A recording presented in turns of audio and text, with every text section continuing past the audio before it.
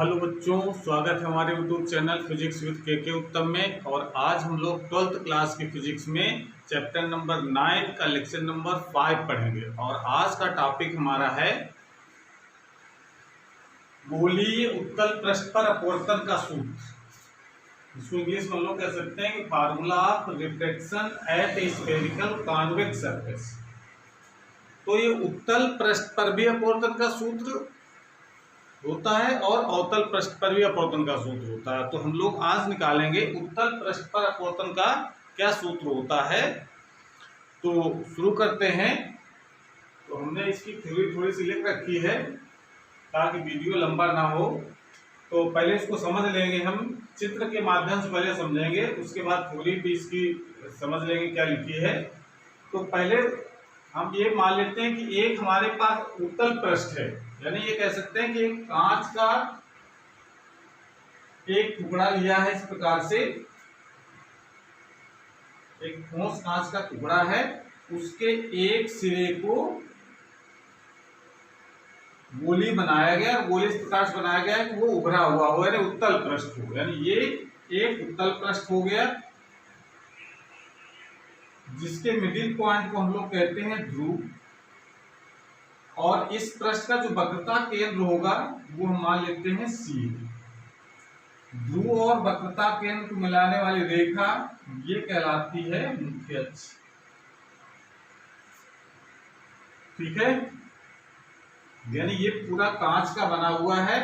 कांच का निरपेक्ष अपवर्तनांक हम मान लेते हैं N2 है। और जिस माध्यम में रखा हुआ है ये कांच, उस माध्यम का निरपेक्ष अपवर्तनांक हम मान लेते हैं N1।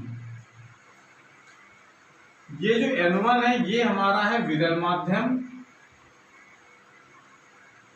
और N2 जो है ये सघन माध्यम का काम कर रहा है। विरल और सघन दो माध्यम होते हैं।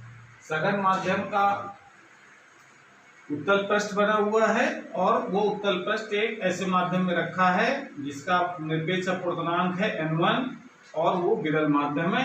तभी हम लिखा N2 is greater than N1। N2 is greater than N1 का मतलब है कि N2 सघन माध्यम है और N1 विरल माध्यम है। अब हम क्या करेंगे, इसके सामने एक वस्तु को रखेंगे। यहाँ पर एक बहुत छोटी सी वस्तु रखी है हमने, जिसकी ध्रुव से दूरी हम मान लेते हैं U। इसका प्रतिबिंब बनाना है, तो प्रतिबिंब बनाने के लिए क्या करेंगे, एक प्रकाश किरण को बिल्कुल हम इस मुख्य अक्ष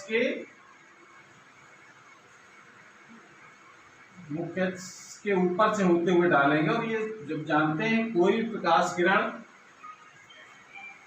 जब अविलंबवत आपतित होती है ध्रुव पर, अब ध्रुव और वक्रता केंद्र को मिला जो रेखा होती है वो हमेशा पृष्ठ पर अविलंब होती है। तो जब अविलंब होगी तो ये अविलंबवत कोई प्रकाश किरण जब गिरती है तो ये अपने मार्ग से बिना विचलित हुए सीधे निकल जाती है। प्रकाश किरण सीधे आग इस तरीके से जैसा मुख्य अक्ष है उस तरीके से प्रकाश किरण चली जाएगी। अब एक प्रकाश किरण उधर ले गए, दूसरी प्रकाश किरण को हम डालेंगे इसके पृष्ठ पर। अब देखिए, ये हम लोग जानते हैं किसी भी वस्तु का प्रतिबिंब अगर बनाना है तो उससे दो किरणें डाली जाती हैं। तो एक किरण को तो हमने ध्रुव से होकर के डाल दिया, जो वक्रता केंद्र से होते हुए जा रही है, क्योंकि लंबवत हो रही है। भाई कोई भी लाइन अगर वक्रता केंद्र से छू करके इसके पृष्ठ से होकर के जाएगी तो हमेशा अविलंब होगी, और अविलंबवत गिरने वाली प्रकाश किरणें बिना विचलित हुए सीधे जाती हैं। तो एक प्रकाश को सीधे निकाल दिया हमने, ये जो प्रकाश किरण जा रहे थे ऐसे। दूसरी प्रकाश किरण को हमने यहाँ पर तिरछापित किया। अब यहाँ पर अपवर्तन होगा, तो अपवर्तन दिखाने के लिए हम लोग क्या करें, यहाँ पर एक अविलंब पहले खींच लीजिए, क्योंकि प्रकाश किरण जब विरल माध्यम से सघन माध्यम में जाती है तो अविलंब की ओर झुकती है। सीधा जाने का रास्ता बिल्कुल ये था, ऐसे जाती अगर सीधे अगर माध्यम चेंज ना होता तो, लेकिन माध्यम चेंज होने का रास्ता उसने चेंज किया और अविलंब की तरफ झुक गई है प्रकाश किरण। इस प्रकार से ऐसे सीधा जाने का रास्ता ये था, थोड़ी सी प्रकाश का बेंड हो गई। वो ज्यादा ही बेंड हो सकती है, ज्यादा ही मुड़ सकती है, वो अपवर्तनांक पर डिपेंड करता है। वो मुड़ करके और इधर तरफ पहुंच सकती है, वो पॉसिबल है। फिलहाल हम ये मान चल रहे हैं कि प्रकाश का थोड़ा सा मुड़ी। अब इसको अगर हम आगे बढ़ाते जाएं तो इसके साथ कहीं नहीं मिलेगी, इसका प्रतिबिंब इधर नहीं बनेगा। जब हम इन किरणों को जब पीछे बढ़ाते हैं ऐसे, तो यहाँ पर प्रकाश किरणें पीछे मिलती हुई प्रतीत होती है, तो यहाँ पर इसका प्रतिबिंब बन जाता है आई, जिसकी इस ध्रुव से दूरी है v, और इसकी जो वक्रता त्रिज्या है वो हम मान लेते हैं r। यह समझ आ रही है, बहुत आसान है। एक प्रकाश किरण को इस बिंदु 1 पर अगर आपतित करते हैं तो वो प्रकाश किरण क्या होगी, जब विरल से सघन माध्यम में जाए तो अभिलंब की ओर झुकेगी। सीधा जाने का रास्ता इसका ये था, इधर जाती सीधे, वो थोड़ा सा बेंड हो जाती है, इस तरफ होती है बेंड अभिलंब की ओर, तो अभिलंब तरफ थोड़ा झुक जाएगी। ज्यादा भी झुका सकते हैं, उसको दिक्कत है, ज्यादा झुकाएंगे तो प्रकाश के इधर वो ज्यादा मुड़ करके जब आगे बढ़ाएंगे तो यहाँ पर मिल जाएंगे, तो प्रतिबिंब यहाँ पर बन जाएगा इसका। ये प्रतिबिंब इसका वास्तविक प्रतिबिंब बनेगा। इधर जो हमने मिलाया ये आभासी प्रतिबिंब है। तो ये अपवर्तनांक पर डिपेंड करता है, तो दोनों तरफ आप मिला करके डेरिवेशन कर सकते हैं, जिधर आप चाहें उधर इमेज दिखा सकते हैं इस उत्तल पृष्ठ के लिए। ठीक है, तो हमने यहाँ पर किरण आरेख इस तरह से खींचा कि थोड़ा सा बेंड हो गई, इधर अगर थोड़ा सा बेंड हुई तो इसको चाहे ना आगे बढ़ाएं, ये मिलेंगी नहीं कहीं। जब इनको पीछे बढ़ाते हैं तो यहाँ पर दोनों किरणें मिलती हुई प्रतीत होती हैं, तो यहाँ पर इसका प्रतिबिंब बन जाता है। इसको आभासी प्रतिबिंब कहेंगे, क्योंकि ये आते हुए प्रतीत हो रहे हैं इस बिंदु आई से। अब डेरिवेशन जब करना है तो ये बात तो हमने इसकी भाषा जो हमने लिखा है उसको यहाँ पर देख लीजिए क्या लिख दिया है। माना लिखा है यहाँ पर, माना आर त्रिज्या वक्रता त्रिज्या का एक गोलीय उत्तल पृष्ठ है जिसके पदार्थ का निरपेक्ष अपवर्तनांक n2। निरपेक्ष अपवर्तनांक समझ रहे हैं ना, जब किसी माध्यम का अपवर्तनांक वायु के सापेक्ष बताया जाए तो वो उस माध्यम का निरपेक्ष अपवर्तनांक कहलाता है। तो इसका मतलब कांच का निरपेक्ष अपवर्तनांक n2 है, जिस माध्यम में रखा है उसका निरपेक्ष अपवर्तनांक है n1। वो जल भी हो सकता है, ठीक है ना, वायु भी हो सकती है, तो वायु अगर हो गया तो n1 का मान 1 हो जाएगा। एक ऐसे माध्यम में रखा है जिसका निरपेक्ष अपवर्तनांक n1 है, और शर्त हमने लगाई n2 is greater than n1, यानी ये जो n2 जो कांच का बना हुआ जो अपवर्तनांक है वो माध्यम सघन मानेंगे, और जिसमें रखा हुआ उसको विरल मान करके डेरिवेशन किया गया है। गोलीय पृष्ठ के ध्रुव P से u दूरी पर एक बिंदु वस्तु O रखी है जिसका आभासी प्रतिबिंब I ध्रुव P से v दूरी पर बनता है। वो सिचुएशन से लिख रही है हमको। अब देखिए यहाँ पर लिखा, माना आपतन कोण I तथा अपवर्तन कोण R है, तो ये आपतन कोण और अपवर्तन कोण जो माने हमने हैं वो किस बिंदु पर माने हैं, A पर। भाई यहाँ पर अगर आपतन कोण की बात करेंगे तो यहाँ पर आपतन कोण का मान और अपवर्तन कोण का मान 0 है, अभी लंबवत गिर रही है, हम यहाँ पर बात करेंगे। तो ये जो कोण बना हुआ अभिलंब तथा आपतित किरण, भाई ये इसके लिए आपतित किरण हुई। आपतित किरण और अभिलंब के बीच का कोण जो होता है उसको हम लोग कहते हैं आपतन कोण, और अपवर्तित किरण ये है। अपवर्तित किरण अभिलंब के बीच का कोण ये होता है r।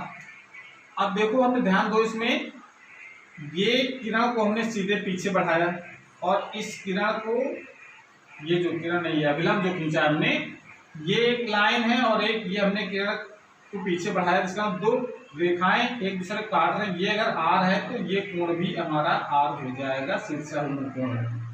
ये पूरा I है आपतन कोण, और ये हमारा अपवर्तन कोण हो जाएगा, वो इसके बराबर होगा, क्योंकि दोनों रेखाएं ऐसे कट कर रही हैं। यहाँ पर ये अगर r है तो दूसरा पीछे वाला भी r हो जाएगा। ये सिचुएशन याद रखिए, ठीक है। अब जरा इसमें दूसरा काम इसमें करते हैं कि यहाँ पर हम कोण कुछ और मान लेते हैं कि ये जो कोण बन रहा है ये कोण मान लेते हैं अल्फा है, ये कोण है बीटा, और इस कोण को मान लेते हैं गामा। इतना और हम लोग मान करके लिख लेंगे, ठीक है ना। और जब हम डेरिवेशन करेंगे तो एक बिंदु A से इस मुख्य अक्ष पर एक अभिलंब और ड्रा करेंगे। एक अभिलंब किस दिया मुख्य अक्ष पर, जो इस बिंदु चलो इसको नाम देते हैं n पर काटता है एक अभिलंब A से मुख्य अक्ष पर खींचा हमने, ठीक है। अब जरा ध्यान दो, त्रिभुज में ध्यान देना है, त्रिभुज OAC से क्या लिख सकते हैं हम?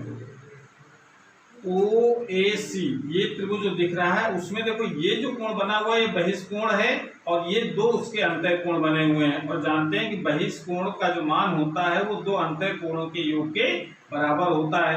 तो I यहाँ पर बहिष्कोण हो जाएगा और अल्फा और गामा ये हमारे हो जाएंगे अंतः कोण। तो इस त्रिभुज से क्या लिख सकते हैं हम लोग? I = alpha plus gamma. इसको डाल लेंगे क्वेश्चन नंबर फर्स्ट। ये बात समझ आ रही है? सेम इसी तरीके से त्रिभुज IAC से इसको हम लोग क्या लिख सकते हैं? अब इसमें देखो इस वाले त्रिभुज में R है ये बहिष्कोण बना हुआ है और बीटा और गामा ये हमारे दो अंतः कोण हो गए। तो क्या लिख सकते हैं इसको? R = alpha plus gamma. इसको डाल लेंगे क्वेश्चन नंबर 6। ये कर सकते हैं ऐसे। अब इसमें ध्यान देना है, फिर हम जानते हैं कि स्नेल का नियम, स्नेल के नियम से, स्नेल का नियम क्या कहता है? N2/N1 यानी पहले माध्यम के सापेक्ष दूसरे माध्यम पर होना। जैसे प्रकाश का पहले चल रही है वो माध्यम पहला है, जिस बाद में जा रही है वो दूसरा माध्यम हो गया। तो N2/N1 =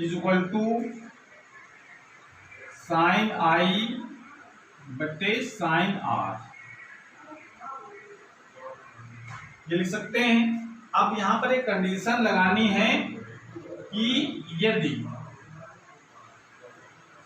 ये तो हमने यहाँ पर स्नेल का नियम लिखा है ये। अब जब स्नेल के नियम में यहाँ पर एजम्पशंस लेना है चित्र के अनुसार कि यदि अगर बिंदु A है वो अगर P के नजदीक अगर हो, बिंदु A जो है अगर P के नजदीक अगर होगा तो N जो है वो भी P के नजदीक हो जाएगा। ये समझ आ रहा है?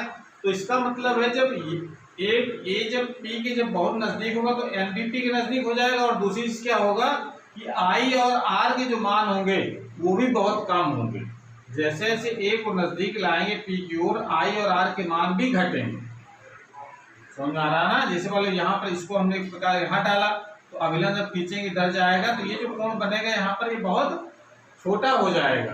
तो ये कंडीशन लगानी है कि यदि गोलीय पृष्ठ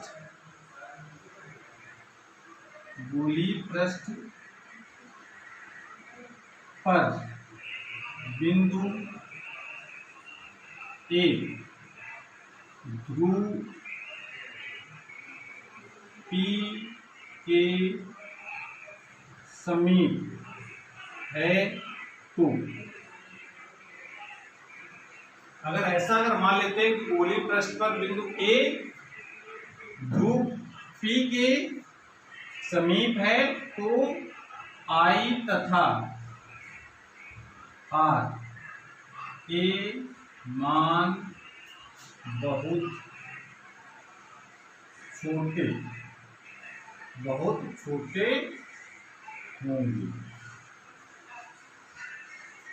अगर छोटे होंगे तो कंडीशन यहाँ पर हम लोग लिख सकते हैं, इसको नोट कर लीजिए पहले, नोट कर लीजिए। तो अगर छोटे होंगे तो हम लोग क्या लिख सकते हैं? साइन I की जगह केवल I तथा साइन R की जगह केवल R लिखा जा सकता है। ये बात आपको ध्यान रखनी है। अगर कहीं कोण बहुत छोटा अगर होता है तो वहां पर साइन को हटा भी सकते हैं और साइन को लगा भी सकते हैं। और 10 ये अगर लिखा है तो 10 में भी 10 को हटा सकते हैं और 10 को लगा भी सकते हैं। काश को नहीं कर सकते ऐसा। अगर आई का मान बहुत छोटा वाला साइन 0 है तो साइन 0 का मान 0, जितना कोण उतने वैल्यू। 10 में भी tan 0 का मान 0, जितना कोण उतनी ही वैल्यू। अगर ये शर्त तभी लगाते हैं जब कोण का मान बहुत छोटा होता है। तो इस प्रकार से इसको नोट कर लें पहले।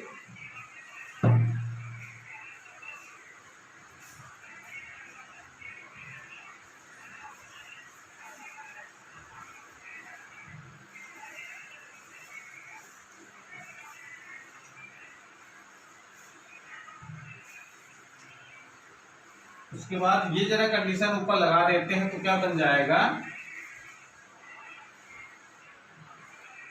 n2/n1 is equal to I/R। ये लिख सकते हैं। अगर ये कंडीशन अगर ऊपर वाले स्नेल वाले रूल्स में लगा देते हैं तो n2/n1 is equal to I/R हो जाएगा। फिर गुणा करा लो यहाँ से, n2R is equal to n1I, ये लिख सकते हैं। इसको इक्वेशन में डाल लेंगे। अब हम समीकरण 1 व 2 से I व R के मान समीकरण 3 में रखने पर, समीकरण 1 व 2 से I व R के मान समीकरण नंबर 3 में रखने पर, तो रख दो जरा। n2 R की वैल्यू है अल्फा प्लस गामा, R की वैल्यू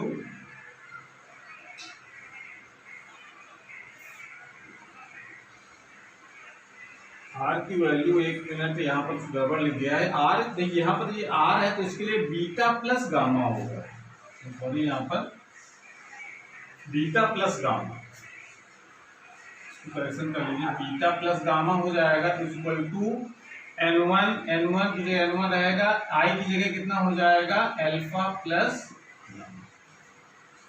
ये हो जाएगा। अंदर मल्टीप्लाई कर दीजिए, n2 beta plus n2 gamma equal to n1 alpha plus n1 gamma. इसको धर ले आओ, इसको लिख सकते हैं हम लोग n2 beta minus n1 alpha, इसको धर ले आए। इसको उधर ले जा करके इसको इस तरीके से पहचान रखो, इसको उधर ले जाओ, लिख सकते हैं n1 alpha minus n2 beta, उधर ले गए। इसको उधर ले आते हैं और गामा कामा ले लें तो गामा कामा ले करके आ जाएगा n2 माइनस n। ये इक्वेशन इसको डाल लेंगे 4। क्लियर हो गया भाई। ये चीज हम यहाँ पर हम क्या करें, इसको इधर रखा, इसको इधर ले गए तो ये माइनस को हो जाएगा और इस वाले टर्म को इधर ले आया, माइनस गामा यहाँ पर कामा ले n2 माइनस n1 के ये अंदर हो जाएगा, गामा बाहर हो जाएगा। अब यहाँ पर ले सकते हैं क्योंकि बिंदु, ये कंडीशन पुनः फिर दोहरानी है जो यहाँ पर लिखी गई कि अगर a अगर p के बहुत समीप होगा तो n भी तो p के बहुत नजदीक हो जाएगा भाई। अगर a यहाँ होगा तो लंब डालेंगे तो n जो है वो p के और नजदीक हो जाएगा। तो क्योंकि बिंदु a ध्रुव p के समीप, क्योंकि बिंदु A ध्रुव के समीप है, इसलिए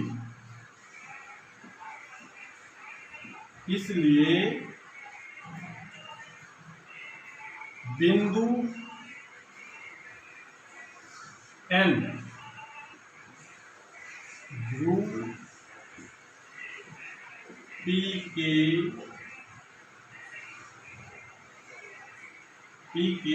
समीप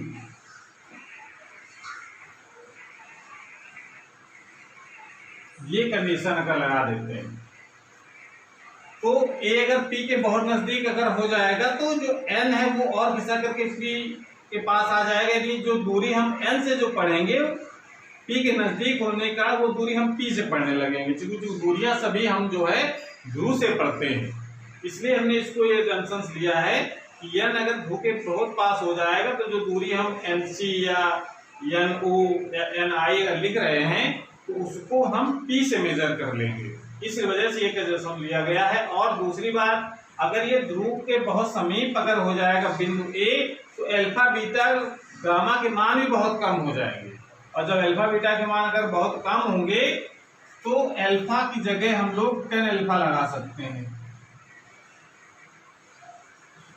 अल्फा की जगह भाई जब हम साइन, जैसे यहाँ पर आई की जगह साइन आई जगह आई लिख सकते हैं, उसके बाद आई साइन आई भी लिख सकते हैं।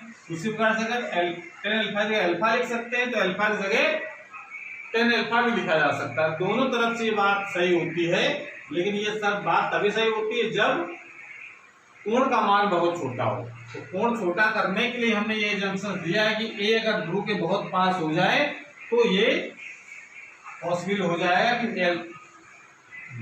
आई और आर के मान भी छोटे होंगे, अल्फा और बीटा गामा के मान भी बहुत छोटे हो जाएंगे। तो यहाँ पर अगर हम ये कंडीशन अगर लगा देते हैं अल्फा इक्वल टू 10 अल्फा और 10 अल्फा बराबर साइन अल्फा भी लगा सकते हैं, लेकिन साइन अल्फा लगाने से काम चलेगा नहीं। लगाने के साइन अल्फा लगाने से गलत नहीं हो जाएगा, लेकिन जो प्रूव करने जा रहे हैं वो प्रूव नहीं हो पाएगा। इस वजह से हम 10 लगाएंगे। अल्फा इक्वल टू 10 अल्फा और 10 अल्फा बराबर लंब बटे आधार। इस बात प्रूफ देखो जरा, AON 10 अल्फा बराबर लंब बटे आधार। तो लंब हमारा कौन सा है? AN और आधार कौन सा हो जाएगा? NO। ये लिख सकते हैं। लेकिन अभी हमने कहा कि अगर ये बहुत नजदीक हो जाएगा तो n से दूरी जो पड़ी जाएगी वो हम p से भी पढ़ सकते हैं। तो इसकी जगह हम लिख सकते हैं NaN अपान PO, ये लिख सकते हैं। जो हमारे यानी NO और PO लगभग बराबर हो जाएंगे। अब जरा यहाँ वैल्यू लगा दो इसकी। AN की वैल्यू अगर मान लेते हैं ये H है तो ये H हो जाएगी, प्लस में लिखेंगे, मुख्य ऊपर तो नापे की दूरी है और ये जो दूरी ध्रुव से नापी जा रही है वो तक की ये किसके बराबर हो जाएगी? U के सिंपलिसिटी के अनुसार माइनस में U रखेगा। इसी प्रकार से बीटा बराबर लिख सकते हैं 10 बीटा, और 10 बीटा इज इक्वल टू हो जाएगा इसमें इस बात तुम देखो IAN में लंब बटे आधार NaN अपान NI, ये हो जाएगा। या इसको लिख सकते हैं AN अपान PI, इसको बराबर लिख सकते हैं। जो दूरी NI से पढ़ रहे हैं तो वो किससे पढ़ेंगे हम लोग? P से। तो ये वैल्यू कितनी हो जाएगी? H, ये तो H ही रहेगी, अपान ये माइनस का V हो जाएगा ये, ठीक है। उसके बाद गामा की वैल्यू दे सकते हैं हम लोग 10 गामा, अब 10 गामा इक्वल टू लंब बटे आधार। तो लंब बटे आधार क्या हो जाएगा? इसमें लंब बटे आधार AN अपान NC, लंब बटे आधार तो आएगा ACN में। तो इसको ले सकते हैं हम लोग AN अपान NC जगह ले सकते हैं हम लोग PC ले सकते हैं। और AN की वैल्यू H और PC की वैल्यू क्या हो जाएगी? प्लस का R हो जाएगी। इसमें दूसरे दाहिनी ओर नाप रहे हैं दूरी, तो ये यहाँ तक आने समझ में आ गई। और ये हमने कंडीशन लिया है कि ध्रुव अगर जो ध्रुव P के नजदीक अगर बिंदु A अगर होगा तो अल्फा बीटा के मान बहुत कम हो जाएंगे, अल्फा बीटा के मान भी कम होंगे और N जो होगा वो ध्रुव के समीप हो जाएगा। दो एक साथ निष्कर्ष निकलते हैं अगर A और P अगर ध्रुव के समीप अगर होंगे तो। समझ आ रहा है? बिंदु A अगर ध्रुव के समीप अगर होगा, A और बिंदु A की बात कर रहे हैं, A अगर P के समीप अगर होगा तो अल्फा बीटा के मान भी कम होंगे। ये कंडीशन लगाते हैं तब भी हम अल्फा की जगह 10 अल्फा, बीटा की जगह 10 बीटा और गामा की जगह 10 बी गामा लगा देते हैं। और 10 गामा 10 बीटा 10 अल्फा की जगह लंब बटे आधार का फॉर्मूला लगाएंगे, ठीक है। और दूसरी बात, अगर A ध्रुव के समीप हो जाएगा तो N जो है होगा वो भी P के बहुत नजदीक हो जाएगा। तो जो दूरी हम N से पढ़ रहे थे वो P से पढ़ने लगते हैं। बस इतनी बात यहाँ पर ध्यान रखनी है। ये जो अल्फा बीटा के मान हम समीकरण पर 4 में लगा देंगे। अल्फा बीटा गामा के मान समीकरण 4 में रखने पर रख दीजिए वैल्यू। n1 अल्फा की वैल्यू कितनी है -h/u, माइनस n2 बीटा की वैल्यू कितनी है -h/v इक्वल टू गामा की वैल्यू है h/r और यहाँ हो जाएगा n2 n1। ये हो गया। s तो पूरे में कॉमन हो जाएगा, ये माइनस माइनस हो जाएगा प्लस, तो h जो कॉमन ले कट जाएगा, माइनस माइनस प्लस हो गया। इसको पहले लेते हैं हम लोग n2/v माइनस n1/u, यहाँ पर बचेगा। जब h माइनस h से पूरे में भाग दे देते हैं तब भाग दे देंगे तो कितना आ जाएगा, और यहाँ पर क्या बचेगा n2 n1/r। ये जो फार्मूला निकल करके आया है इसी को हम लोग कहते हैं गोली पृष्ठ के लिए अपवर्तन का सूत्र। पृष्ठ चाहे अवतल हो चाहे उत्तल हो, दोनों पर निष्कर्ष एक ही निकलता है, बस करने का तरीका थोड़ा सा डिफरेंस है। क्योंकि किरण आरेख अलग बनेगा, अवतल पृष्ठ का अलग बनता है किरण आरेख, उत्तल पृष्ठ का अलग बनता है, और बाकी जो सिद्धांत है करने का वो बिल्कुल एकदम सेम है, और लास्ट में फार्मूला भी एकदम सेम निकल करके आता है। तो एग्जाम में अगर ये लिख करके आता है कि गोलीय पृष्ठ के लिए अपवर्तन का सूत्र स्थापित कीजिए, तब हम चाहे उत्तल पृष्ठ को बनाकर कर लें चाहे अवतल पृष्ठ को बनाकर कर लें। लेकिन अगर स्पेशली लिखा है तो उत्तल पृष्ठ के लिए करना है तो फिर हम इस तरीके से करेंगे, अगर अवतल पृष्ठ के लिए करना है तो फिर अवतल पृष्ठ के हिसाब से करेंगे। ठीक है ना। गोलीय पृष्ठ के लिए कह रहा है तो हम गोलीय पृष्ठ चाहे अवतल हो चाहे उत्तल हो, उसका फार्मूला यही निकल करके आता है। ठीक है। तो इस फार्मूले को हम लोग कहते हैं गोलीय पृष्ठ के लिए अपवर्तन का सूत्र। नोट कर लीजिए और याद कर लें इसको, न्यूमेरिकल के लिए इसकी बहुत जरूरत है। नोट कर लें इसको।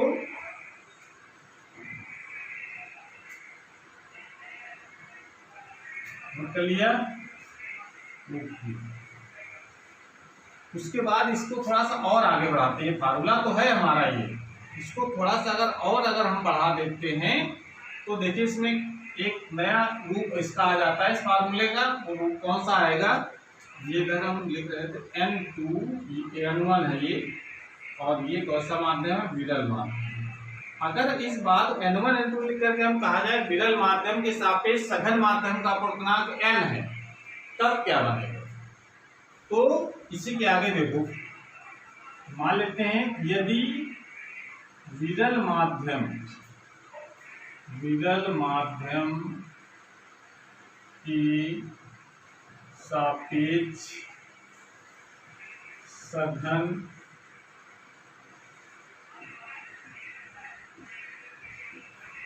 माध्यम विरल माध्यम के सापेक्ष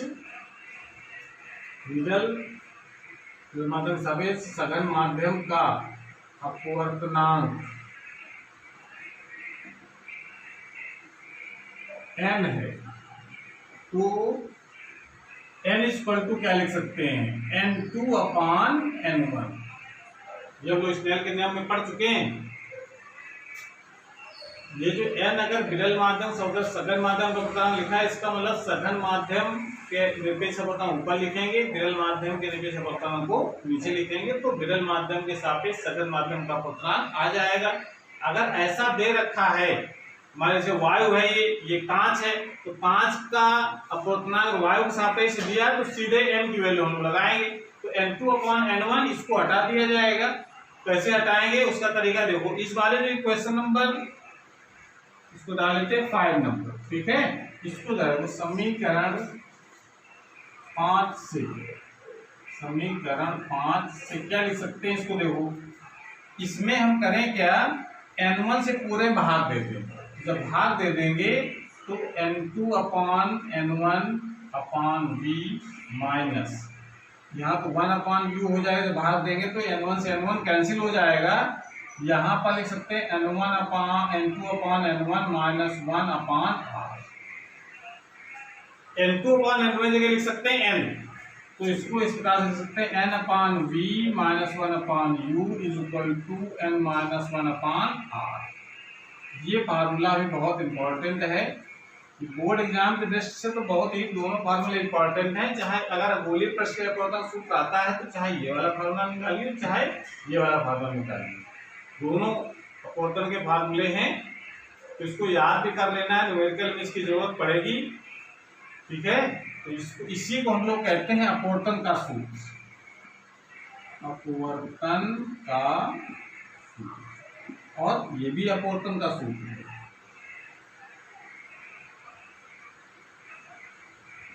ठीक है, इस प्रकार से फार्मूले याद करके न्यूमेरिकल इसका लगाने का प्रयास करेंगे हम लोग। नोट कर लीजिए, फिर एक आध न्यूमेरिकल किए जाए कुछ इस पर आधारित।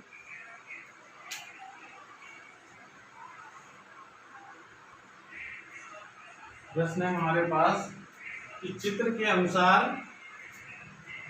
कांच के बेलनाकार छड़ के एक सिरे को 2 सेंटीमीटर त्रिज्या के अर्धगोले के आकार से बना दिया गया। यानी कांच की छड़ है जिसके एक सिरे को अर्धगोलाकार बनाया गया है। इस सिरे से बाईं ओर 12 सेंटीमीटर दूरी पर एक वस्तु O के प्रतिबिंब I की दूरी V बताना है।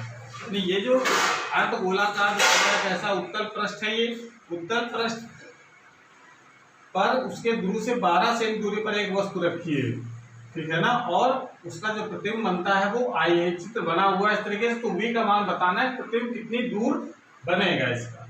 तो देखिए गोलीय पृष्ठ के लिए अपवर्तन का सूत्र हम लोग जानते हैं, सूत्र पता है हमको n upon V minus 1 upon U is equal to n minus 1 upon R. चिन्ह परिपाटी के अनुसार इसका यूज करेंगे n।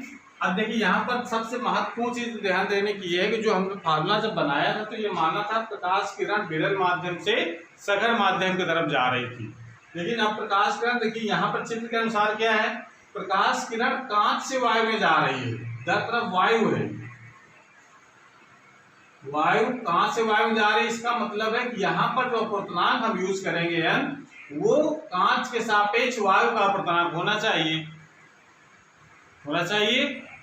ये जो फार्मूला को याद करो, फार्मूला जो मैंने निकला था अभी थोड़ी देर पहले, तो n जो क्या था, प्रकाश किरण चल रही थी विरल माध्यम से सघन माध्यम में। तो इस क्वेश्चन के अनुसार प्रकाश किरण कहाँ जा रही है, सघन से विरल माध्यम में जा रही है। तो n की जगह हम 1 अपान n का यूज करेंगे, तब क्वेश्चन का आंसर सही से निकल पाएगा। तो यहाँ पर देखिए n के स्थान पर तो हम 1 अपान n लिखेंगे। पहली बात तो क्यों लिखेंगे, क्योंकि प्रकाश किरण इस स्थिति में कांच से वायु में जा रही है, इस वजह से। और दूसरी बात v की जो वैल्यू होगी ये तो हमको निकालना है, और जो u का मान है वो ध्रुव से बाईं ओर है, तो इसका मतलब ये माइनस में आ जाएगा।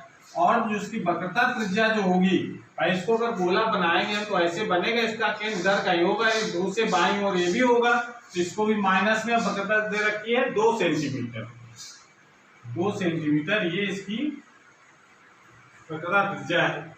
ये वैल्यू सब हमको यहाँ रखनी है। और n की वैल्यू जो हमको पता है, n बराबर दे रखा है क्वेश्चन में 1.5, ये सब वैल्यू यहाँ पर रखो। तो n की जगह 1 अपान n और 1 अपान n की जगह वैल्यू रखेंगे 1.5 अपान v। v की वैल्यू हमको निकालना है, minus 1 upon u minus 12 equal to 1 upon 1.5 minus 1 upon r minus 2। इसको सॉल्व करो, ये वैल्यू हो जाएगी, इसको लिख सकते हैं हम लोग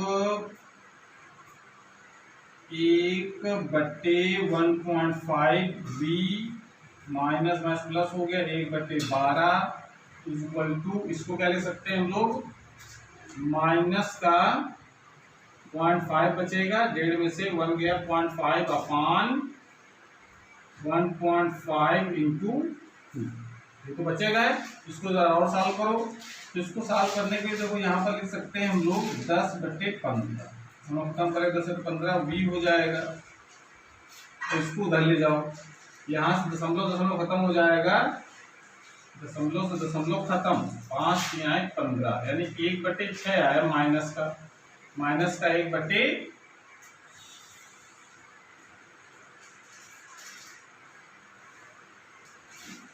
माइनस 1 और यहाँ पर भी एक माइनस आएगा, यहाँ से ये -2, माइनस घटाने से माइनस आया, एक यहाँ माइनस आएगा, पहले से उपलब्ध है ये -2, तो माइनस माइनस तो कैंसिल हो जाएगा ये, और यहाँ पर बचेगा प्लस का 1/6, इसको उधर ले जाएंगे तो माइनस का 1/12।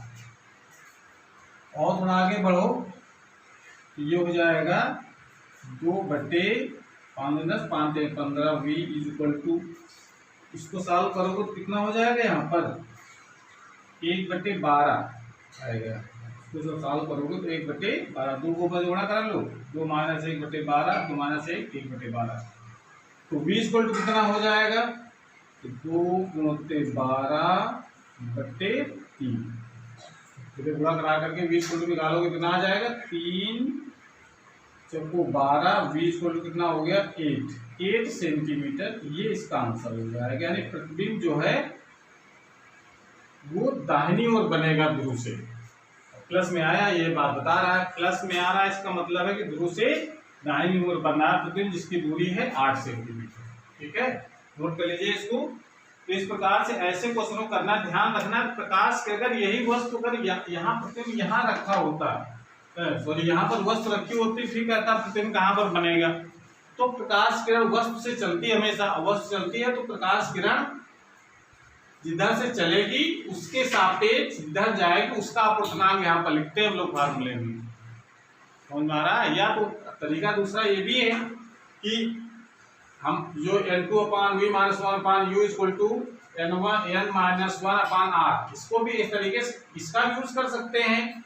N2/V - N1/U = N2 - N1/R, इस फार्मूले का भी यूज कर सकते हैं। लेकिन अब यहाँ पर N1 किसको मानेंगे, जिसमें प्रकाश किरण पहले चलेगी उसको हम N1 मानेंगे, जिसमें प्रकाश किरण बाद में चलती है उसको N2 मानेंगे। तो प्रकाश पहले किसमें चल रही है,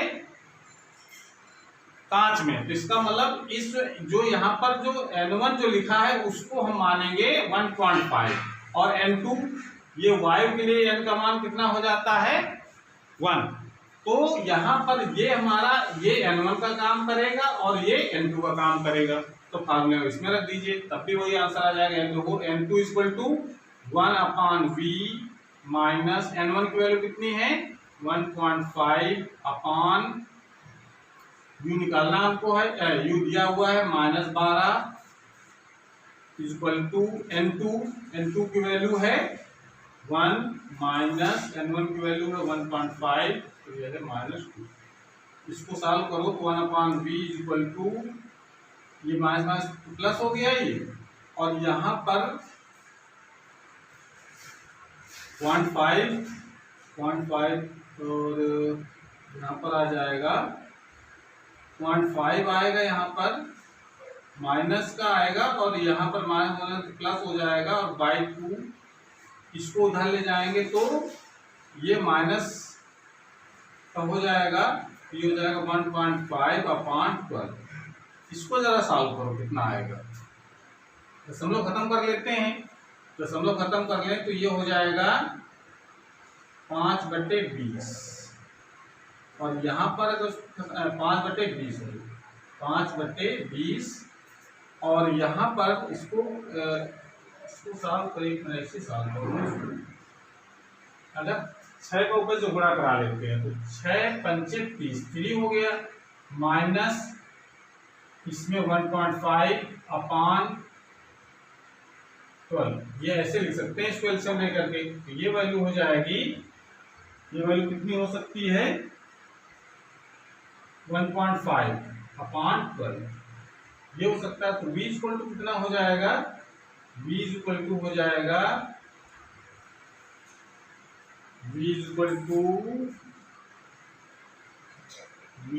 कितना लिख सकते हैं, ये 1/V ना, तो 1/V आया, तो v = हो जाएगा 12/1.5, तो ये इसको 120/15, 15 × 120, तो v = तब भी यहाँ पर 1 सेंटीमीटर आ जाएगा इतना। इस प्रकार से इसको सॉल्व कर सकते हैं।